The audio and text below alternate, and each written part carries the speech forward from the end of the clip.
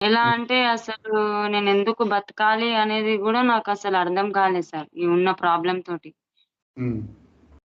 నాకు సరైన గురువుగారు దొరికారు కాబట్టి మీరు చెప్పడం వల్ల మీరు ఎలా చేయ చేయమన్నారో అలా చేయడం ద్వారా నా హెల్త్ గూడా కరెక్ట్ అయింది. హ్మ్. చెప్పిన విధానం ఉంది గదా సార్ ధ్యానం. ఆ హ్మ్. ధ్యానం దేవుణ్ణెలా నమ్మాలి, మనం ఎలా చేయాలి ధ్యాన స్థితి, ఆ విశ్వం మనకెలా కనిపిస్తది, మనం అనుకున్నది ఎలా జరగాలి అనేది మీరు చెప్పినట్టు చేయడం వల్లనే నేను అనుకున్నది ఈరోజు నాకు పిల్లలు పుడతారని నాకు నమ్మకం గూడా లేకుండే సార్. అసలెవరు అనుకోలేదు గూడా. హ్మ్. అది నేను మీ దగ్గర రెగ్యులర్‌గా 2017 నుంచే చేస్తున్నా యోగా. ఆ హుహు. యోగా గాని, మెడిటేషన్ గాని చేయడం వల్ల నాకు ప్రెగ్నెన్సీ రావడము, ఇప్పుడు బాబు నాకు 6 మంత్స్.